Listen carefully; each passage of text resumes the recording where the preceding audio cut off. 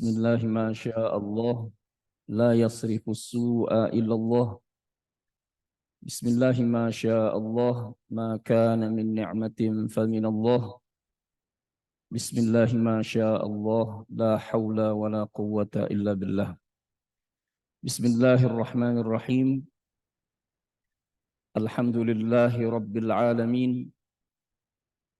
Wassalatu wassalamu ala asyrafil mursalin. Nabiyyina wa maulana Muhammadin khatamin nabiyyin wa ala alihi wa sahbihi wa tabi'in wa man sara ala nahjihi ila yaumiddin. Amma ba'du, qalu subhanaka la ilma lana illa ma 'allamtana innaka antal alimul hakim. Rabbi shrah li sadri wa yassir li amri wahlul 'uqdatam min lisani yafqahu qawli. Allahumma hdina bihudak waj'alna mimman yusari'u fi ridak wa la tuwallina waliyan siwak wa la taj'alna mimman khalafa amraka wa 'asak wa hasbunallahu wa ni'mal wakil wa la hawla wa la quwwata illa billahil aliyyil azim. Amma ba'du, ma'asyiral ikhwanil a'izza rahimakumullah, jamaah salat zuhur Masjid Al-Hijrah PP Plaza yang dicintai oleh Allah Subhanahu wa taala. Alhamdulillah, dengan rahmat dan kasih sayang Allah Subhanahu wa taala, hari ini kita menyaksikan bahwa Allah dengan rahmatnya yang maha luas masih memelihara Islam dan iman dalam sanubari kita. Masih memberikan kesempatan kepada kita duduk bersimpuh di rumahnya yang mulia untuk melaksanakan ibadah yang paling mulia, melaksanakan salat dengan cara yang paling utama, yaitu dengan berjamaah di awal waktu. Semoga Allah Subhanahu wa taala terima semua amal ibadah kita, dijadikan semua itu menjadi sebab kita mendekat kepada Allah Subhanahu wa taala. Salawat dan salam semoga selalu tercurah kepada Rasul Agung, Nabi yang paling mulia, pemimpin kita yang menyayangi setiap kita melebihi kasih sayang ibunda kita kepada kita.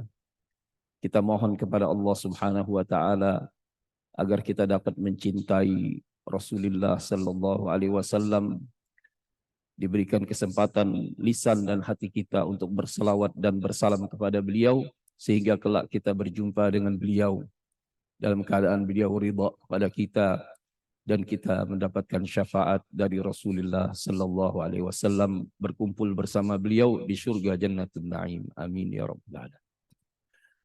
Melanjutkan kajian kita pada kesempatan yang terakhir, Al-Fakir tidak bisa hadir karena mendapatkan amanah untuk mendampingi jamaah haji, ya, membersamai jamaah haji. Dan alhamdulillah baru kembali beberapa waktu yang lalu. Kita mohon agar seluruh jamaah haji dari kaum mukminin, wabil khusus bangsa Indonesia, dan juga yang sudah pernah berhaji dan yang akan berhaji, insya Allah dicatat mendapatkan haji yang mabrur di sisi Allah Subhanahu wa taala, yang tidak disiapkan balasan oleh Allah kecuali dengan syurganya yang merupakan simbol dari rahmat dan kasih sayang Allah Subhanahu wa taala. Semoga kita semua dimudahkan untuk dapat beribadah yang menjadikan sebab kita mendapatkan ridha Allah Subhanahu wa taala. Amin ya rabbal alamin. Ma'asyiral ikhwanil a'izza rahimakumullah, pada bahasan yang lalu tentang hadis maratibil khalqi, tentang tahapan penciptaan, kita sudah berkenalan dengan perawi hadis, yaitu Abi Abdurrahman Abdullah bin Mas'udin radhiyallahu taala anhu wa arda. Seorang yang digelari Sadisus Sittah, 6 orang pertama yang masuk, urutan ke-6 dari 6 orang pertama masuk Islam. Beliau digelari juga dengan sahibu sirri Rasulullah, orang-orang yang diberikan kepercayaan untuk memegang rahasia dari Rasulullah sallallahu alaihi wasallam.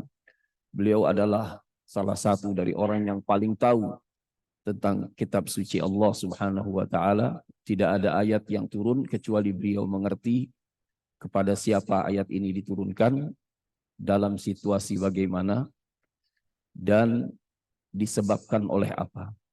Tapi beliau pada akhir bahasan kemarin menutupnya dengan bila ada orang lain yang lebih mengetahui tentang kitab Allah, saya akan datang belajar. Jadi perlu ada proklamasi, perlu ada announcement bahwa beliau adalah orang yang paling tahu, tapi beliau menutupnya dengan kerendahan hati, tawadhu, bahwa siapapun yang mengetahui lebih dari beliau, beliau bersedia untuk belajar. Ini menjadi filosofi yang diajarkan beliau kepada kita, sehingga kelak insya Allah kita semua dapat menjadi hamba Allah yang dapat meningkatkan kualitas diri kita, sambil menebarkan manfaat dari apa yang sudah kita punya. Itu tujuannya. Hadisnya adalah, saya ulang sedikit. Bismillahirrahmanirrahim. An Abi Abdurrahman Abdullah bin Mas'udin radhiyallahu ta'ala anhu. Qala, beliau berkata, haddatsana Rasulullah sallallahu alaihi wasallam wa huwa shadiqul masduq. Telah bercakap-cakap kepada kami, jadi bukan beliau sendiri, Rasulullah berbicara kepada banyak sahabat. Wa huwa shadiqul masduq. Beliau adalah orang yang benar, karena Allah telah membenarkan beliau bahwa beliau tidak bercakap-cakap kecuali dengan wahyu. Wa ma yantiqu 'anil hawa in huwa illa wahyun yuha. Wa huwa shadiqul masduq. Masduq artinya dibenarkan. Tidak ada seorang sahabat pun yang punya keraguan bahwa Rasulullah adalah orang yang benar dalam ucapan, orang yang paling sempurna dalam teladan, orang yang paling layak untuk diikuti dalam mendekatkan diri kita kepada Allah Subhanahu wa taala. Itu makna dari as-shadiqul masduq. Isi dari pesan beliau adalah yang dicakap-cakapkan. Jadi bahasanya bukan qala ya, haddatsana, Rasulullah bercakap-cakap. Jadi sebuah Rasulullah berbicara, ngobrol dengan santai tapi punya pesan. Ini perlu kita biasakan. Jadi jangan kita bercakap-cakap hanya pada Allahu wal-lughu. Jadi jangan kita kalau ngobrol sama teman-teman ketawa-ketawa kosong dari nilai. Jadi sunnah walaupun adanya di kafe, walaupun adanya di tempat istirahat, adanya di taman bersama keluarga, bersama sahabat, jangan kosong pembicaraan kita dari pesan-pesan yang bisa membuat kita ingat kepada Allah Subhanahu wa taala. Ya, haddatsana Rasulullah sallallahu alaihi wasallam wa huwa shadiqul masduq. Isinya, inna ahadakum, sesungguhnya setiap kalian, yujma'u khalquhu, dikumpulkan penciptaannya. Kata-kata yujma'u dalam bahasa Arab ini fi'il mabniun alal majhul. Jadi mabni dibuat, dibangun alal majhul, tanpa menyebutkan pelakunya. Hanya disebutkan objeknya. Yujma'u khalquhu, dikumpulkan penciptaannya. Ini mempunyai satu faidah bahwa kita harus sadar kita ini yang duduk di sini adalah bukan maunya kita. Kita tidak pernah memilih untuk menjadi manusia atau menjadi nyamuk atau menjadi debu. Kita menjadi manusia atas pilihan Allah, bukan kehendak kita. Sehingga ada kesadaran bahwa kita ini tidak patut menyombongkan status kita sebagai manusia. Yang perlu adalah dijaga kehormatan yang Allah lekatkan kepada manusia, agar tidak berlaku seperti makhluk yang tidak seperti hewan tidak beri kemanusiaan. Fi batni ummihi, dikumpulkan di perut ibunya. Di sini Allah berikan kesadaran kepada kita bahwa nikmat ijad itu, nikmat penciptaan kita sebagai manusia itu, ada makhluk lain yang berjasa. Sebelum kita menjadi manusia, ada makhluk yang juga manusia yang berjasa kepada kita, yaitu ibu. Jadi sebaik apapun kita, semulia apapun status kita, sesoleh apapun amal kita, kalau tidak mengingat jasa ibu, maka sudah ada contoh sahabat Rasulullah yang mulia Alqamah radhiyallahu taala anhu sulit mendapatkan husnul khotimah walaupun beliau beramal sangat soleh karena mengecewakan ibunda beliau. Jadi tidak ada orang yang harus merasa mulia, merasa sombong, merasa lebih di hadapan kedua orang tuanya. Dalam kesempatan yang sangat banyak Allah mengingatkan kita ketika bicara dengan kedua orang tua, bukan bicara benar saja, tapi bicaranya yang memuliakan beliau. Ketika bercakap-cakap harus ada diskusi, maka yang perlu kita kemukakan di hadapan beliau adalah waqfid lahum janahadzulli. Rendahkan sayapmu, sayap kehinaanmu di hadapannya. Sekalipun kita seekor elang misalnya dalam ilmu pengetahuan, tapi ibunda kita seekor burung pipit karena keterbatasan beliau, maka rendahkan sayapmu. Jangan, kalau bahasanya orang Betawi, petantang petenteng. Sok tahu, mengecilkan pendapat orang tuanya. Ibu nggak ngerti apa-apa, udah ikut aja ini. Perkataan seperti itu adalah perkataan kesombongan dan itu dilarang. Bahasanya Al-Quran, waqfid lahum janahadzul. Jadi harus ada kesadaran orang tua kita punya jasa dalam penciptaan kita. Fi batni ummihi arba'ina yawman nutfatan. Dicipta 40 hari sebagai nutfah. Nutfah itu dalam bahasa Arab disebut al-ma'ul qalil. Air yang sedikit. Yakni maksudnya mani yang sudah bertemu dengan sel telur. Kata-kata sedikit di sini, al-ma'ul qalil, ini harus menyadarkan kita bahwa kebenaran itu, kemuliaan itu, manusia itu tidak harus berupa banyak. Wa qalilun min ibadiyasy syakur, kata Allah, sedikit hambaku yang bersyukur. Qalilan ma tashkurun, sedikit yang kalian syukuri. Jadi kata-kata sedikit terkadang dalam kelemahannya punya nilai kelebihan. Bahwa dari sekian juta atau miliar sperma yang dilepaskan itu, yang bisa bertemu itu hanya beberapa. Bahkan mungkin hanya satu. Itulah yang membuahi dan itu yang dipilih oleh Allah, bahwa kita ini manusia pilihan, sudah menjadi sunnatullah kita ini kalau mau berhasil jangan melihat jumlah. Dan di akhir zaman itu jumlah kaum mukminin itu banyak, tapi kualitas itu yang kurang. Jadi yang perlu kita lakukan adalah berpegang teguh pada kebenaran, sedikit atau banyak. Tsumma yakunu alaqatan misla dzalik. Kemudian dia menjadi segumpal darah. Alaqah itu seperti lintah ya. Alaqah artinya sesuatu yang melekat pada dinding rahim setelah 40 hari. Kemudian kalau dalam tafsirnya, dalam syarahnya, Al-Imam An-Nawawi rahimahullah rahmatan wasi'ah, beliau bilang ini dikaitkan dengan firman Allah, malaikat itu pegang. Kemudian malaikat bertanya kepada Allah, mukhallaqah au ghairu mukhallaqah. Ini setelah menjadi alaqah yang menempel, yang menghisap di dinding rahim, makan dari dinding rahim. Ini ya Allah, engkau akan jadikan mukhallaqah, sempurna penciptaannya, au ghairu mukhallaqah. Kalau Allah bilang ghairu mukhallaqah, maka dicampakkan. Dicampakkannya ada dua.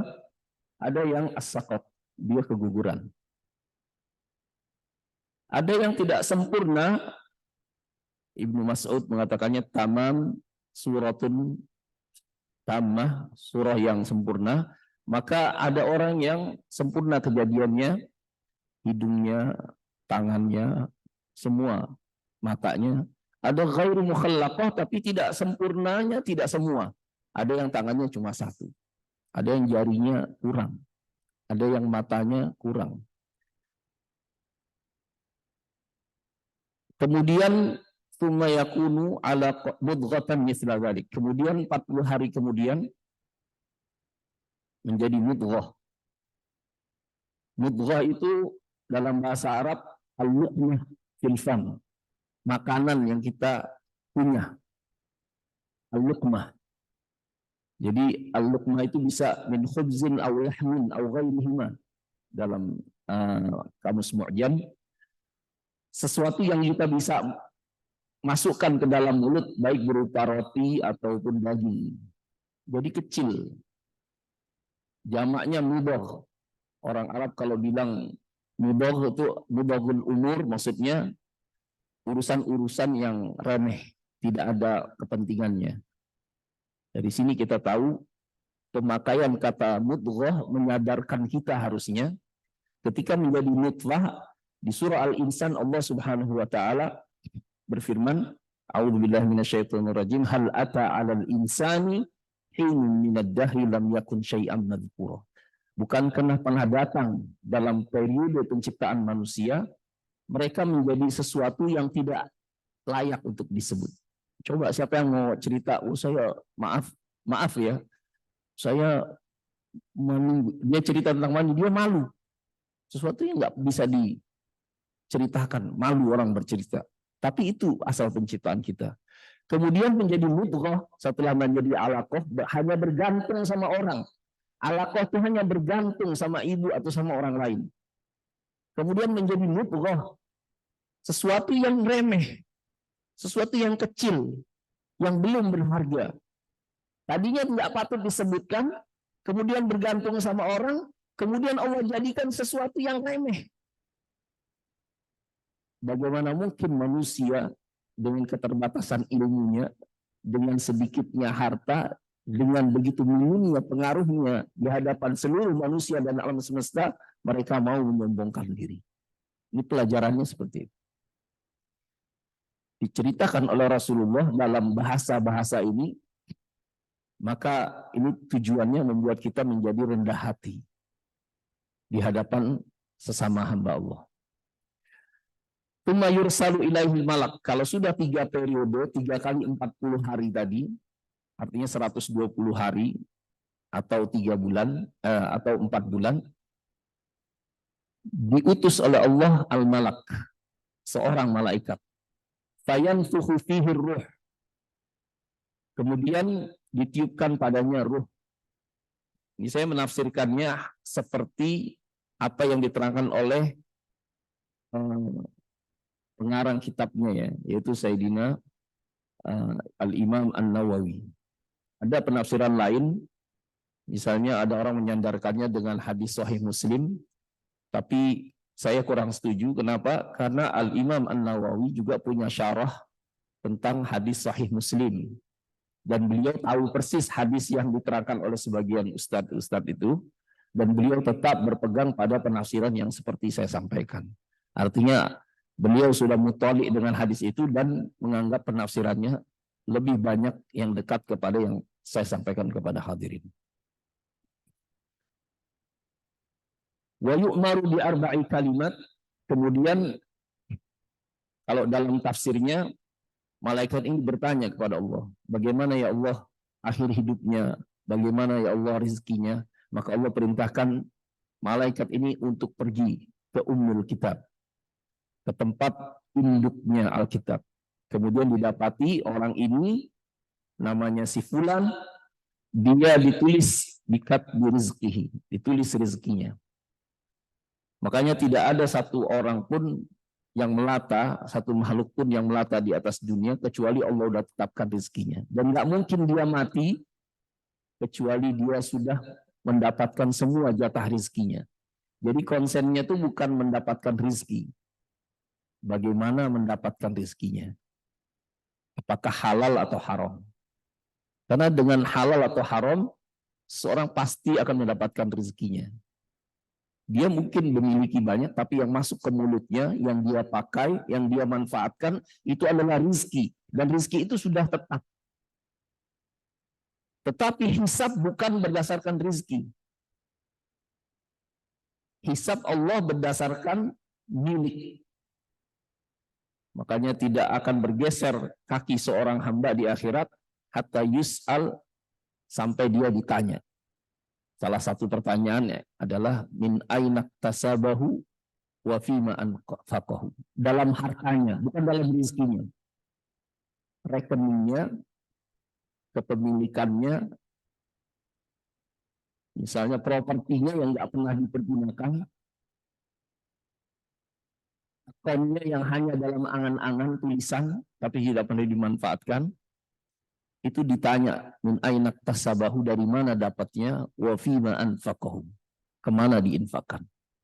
Itu yang ditanya, hartanya, bukan rezekinya. Nah, konsen kita itu harusnya pada rezeki kita yang masuk, yang kita miliki itu dari yang halal atau dari yang haram. Karena itu mazannahnya hisab di situ. Tempatnya kita dihisab itu halal atau haram dapatnya. Bukan hanya pada rezeki, tapi juga pada milik. Kemudian tulis juga ajalnya.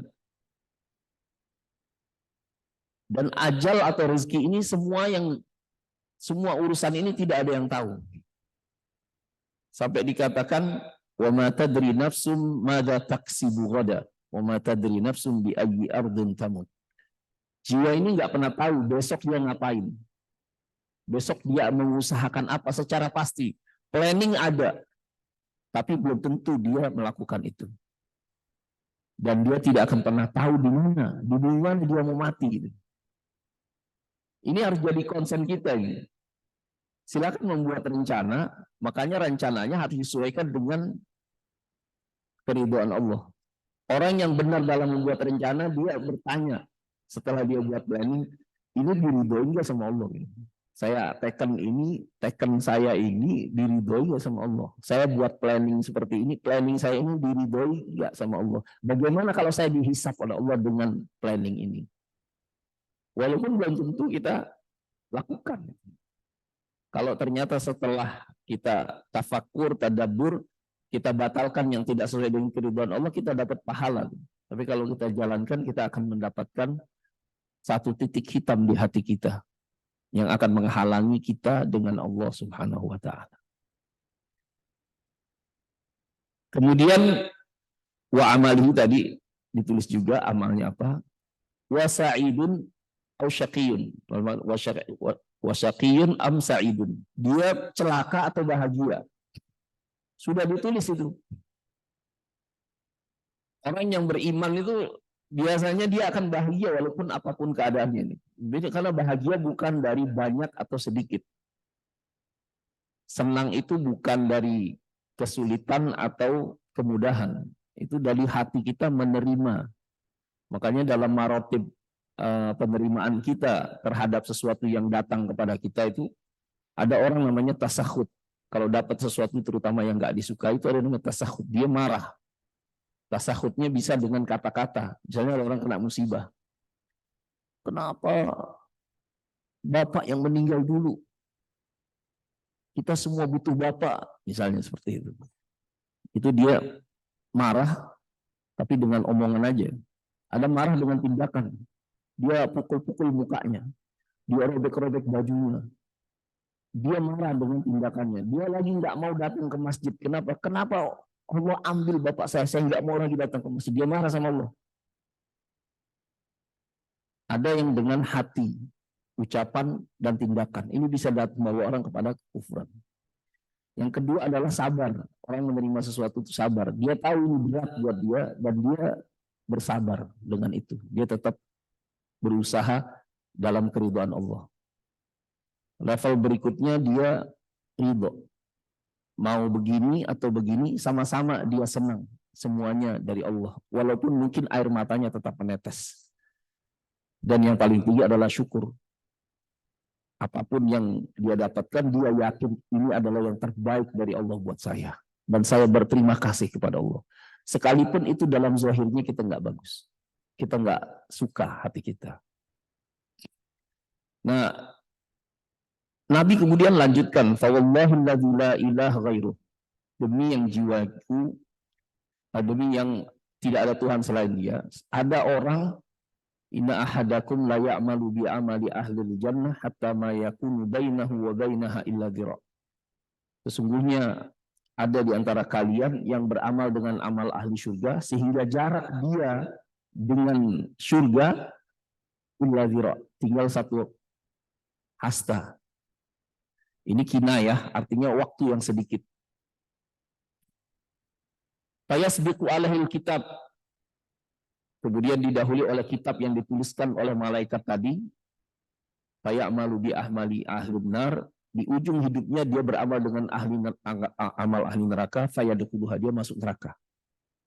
Wa inna ahadakum la ya'malu bi amali ahlun nar hatta ma yakunu bainahu wa bainaha illa dhira. Fayasbiqu alaihil kitab fayamalu bi amali ahlil jannah fayadkhuluha. Ada juga orang yang sepanjang hidupnya dia beramal dengan amalan ahli neraka. Kemudian didahului oleh kitab sehingga dia beramal dengan amal ahli surga, dia bertaubat kepada Allah dengan taubat. Kemudian gak lama setelah bertaubat dia menghembuskan nafasnya sehingga dia masuk ke dalam surga Allah. Hadis ini riwayat Imam Bukhari dan Imam Muslim. Ada pertanyaan, kalau begitu buat apa kita beramal? Ya inilah rahasianya Allah sembunyikan supaya kita tetap tawadu dan berharap kepada Allah.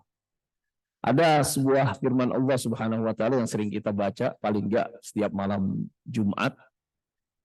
Jadi a'udzubillahi minasyaitonirrajim, innalladzina amanu wa amilus solihati inna la nudhi'u ajra man ahsana amala. Sungguhnya orang-orang yang beriman dan beramal saleh, kami tidak pernah menyia-nyiakan amal mereka. Ada firman Allah yang lain, innama yataqabbalullahu minal muttaqin. Allah hanya menerima dari orang yang bertakwa. Dari sini kita tahu yang dimaksud dengan orang yang beramal sepanjang hidupnya dengan amal baik itu adalah mereka yang zahirnya beramal baik, tapi hatinya buruk. Dia ingin dilihat, dia ingin didengar bahwa dia orang yang soleh. Ketika dia sendiri, dia malas. Kalau kita mau mengukur apakah saya sudah termasuk orang yang bertakwa di sisi Allah, ngukurnya gitu aja. Kalau saya di musola bagaimana, saya lagi di rumah bagaimana. Kalau saya berbuat baik dengan teman saya berbuat baik nggak dengan istri saya. Dengan wanita lain dia bercakap-cakap dengan lembut, sama istrinya nggak lembut. Itu tanda tingkat derajat ketakwaan seseorang. Karena khairukum li ahli. Sebaik-baik kalian yang paling baik kepada keluarga. Begitu juga wanita. Ketika bicara sama orang lain dengan penuh hormat dengan atasannya. Tapi ketika bicara dengan suaminya, dia meremehkan. Mungkin karena durasi waktunya sudah panjang. Itu bukti dia ketakwaannya. Itu ukuran ketakwaan seperti itu. Apa yang tidak ingin kamu ketahui oleh orang lain di saat keramaian, jangan kamu lakukan pada saat sendiri. Itu ukuran ketakwaan. Kalau kita bisa sama fisri wal alan, ketika sendiri dan bersama-sama orang lain, maka itu adalah bukti ketakwaan kita. Seperti itu gitu. Kalau saya sholat sunnah di depan, ini bisa baca panjang sekali, tapi ketika sendiri, ayatnya yang dipilih yang pendek-pendek, bukan karena fadilahnya, tapi karena mau cepat-cepatnya. Jadi orang baca kulhu itu bagus, karena niatnya fadilah. Tapi kalau baca kulhu supaya cepat, padahal di tempat orang lain dia baca Al-Baqarah, maka itu bukti dia belum sama. Walaupun baca kulhu itu bagus, sepertiga dari Al-Quran. Tapi dari ukuran maksud yang tahu tuh Allah, sarirah kita ini. Nah dari sini kita tahu bahwa kita perlu terus minta kepada Allah agar diberikan ketakwaan. Allahumma ati nafsi taqwaha wa zakkiha anta khairu man zakkaha anta waliyuha wa maulaha. Mudah-mudahan Allah Subhanahu wa taala jadikan kita insan yang bertakwa dan dijaga kebaikan kita, insya Allah menjadi kebaikan yang sampai kepada husnul khatimah. Dan kalau kita berbuat buruk, berbuat dosa, berbuat kezaliman kepada diri kita dan kepada orang lain, semoga Allah Subhanahu wa taala akan datangkan kepada kita taubat nasuha dan dijadikan semua itu menjadi bagian dari kita mendekatkan diri kepada Allah Subhanahu wa taala. Subhanakallahumma rabbana wa bihamdika Asyhadu an la ilaha illa anta astaghfiruka wa atubu ilaik. Assalamualaikum warahmatullahi wabarakatuh.